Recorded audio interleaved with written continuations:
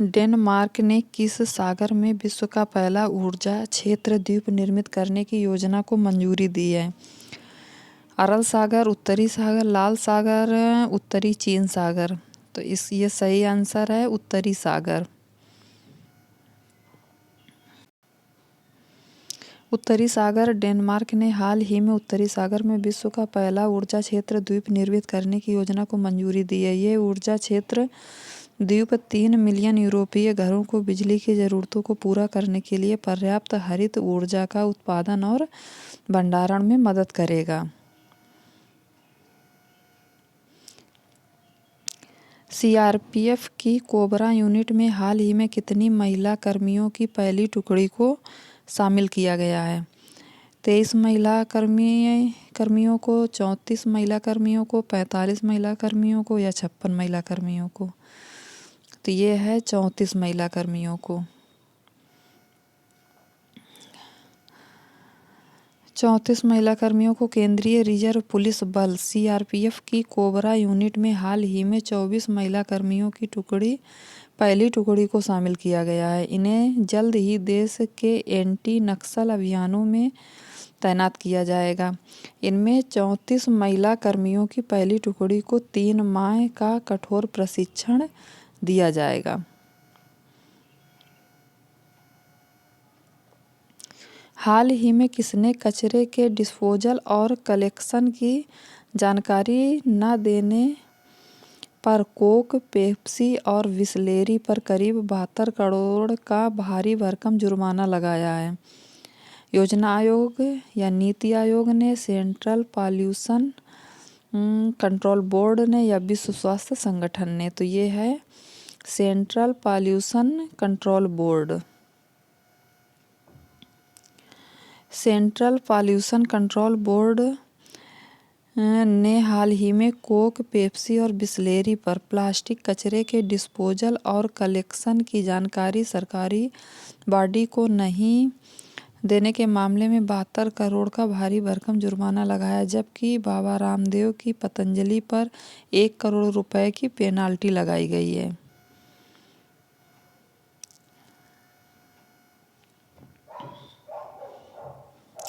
Ookla की report के मुताबिक वर्ष 2020 में अक्टूबर-दिसंबर की अवधि में किस टेलीकॉम कंपनी की 4G डाउनलोड और अपलोड स्पीड सबसे तेज़ रही है? एयरटेल, जियो, वोडाफोन आइडिया या BSNL? तो ये है वोडाफोन आइडिया।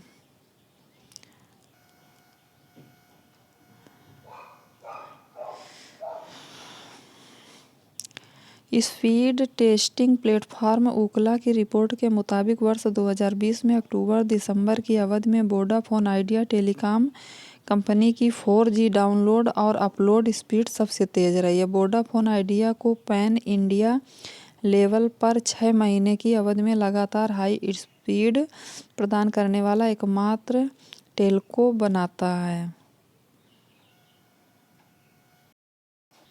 हाल ही में विश्व का कौन सा अंतर सरकारी संगठन square kilometre array observatory launch किया गया है? तो ये है दूसरा। हाल ही में विश्व का दूसरा अंतर सरकारी संगठन square kilometre array observatory launch किया गया है। ये नया अंतर सरकारी संगठन रेडियो खगोल विज्ञान के लिए समर्पित होने वाला दूसरा अंतर सरकारी संगठन है। इसका मुख्यालय यूनाइटेड किंगडम में स्थापित किया गया है। संयुक्त अरब अमीरात ने होप प्रोब अंतरिक्ष यान को पहली ही कोशिश में किस ग्रह की कक्षा में सफलतापूर्वक पहुंचा दिया है? तो ये है मंगल।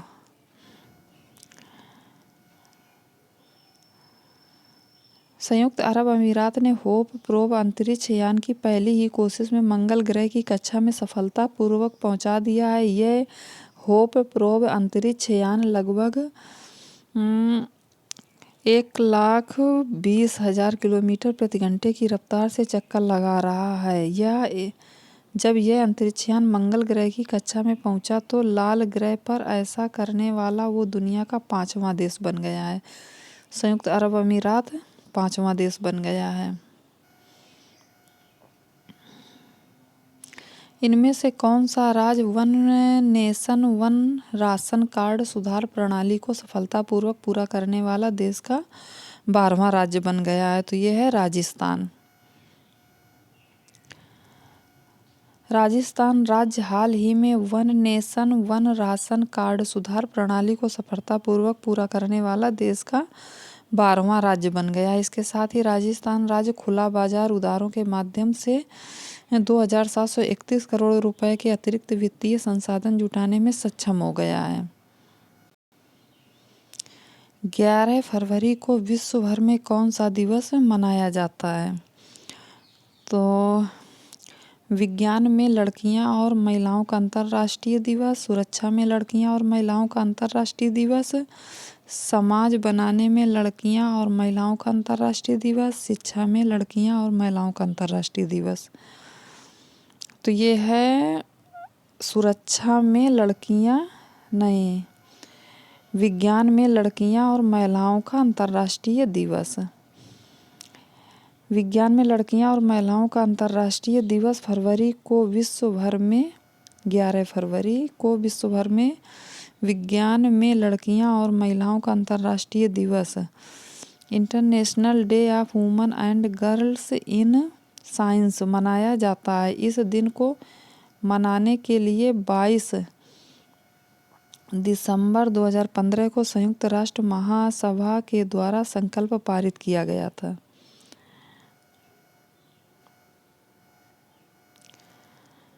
हाल ही में किस देश ने फिर से संयुक्त राष्ट्र मानवाधिकार परिषद में शामिल होने की घोषणा की है? तो ये है अमेरिका।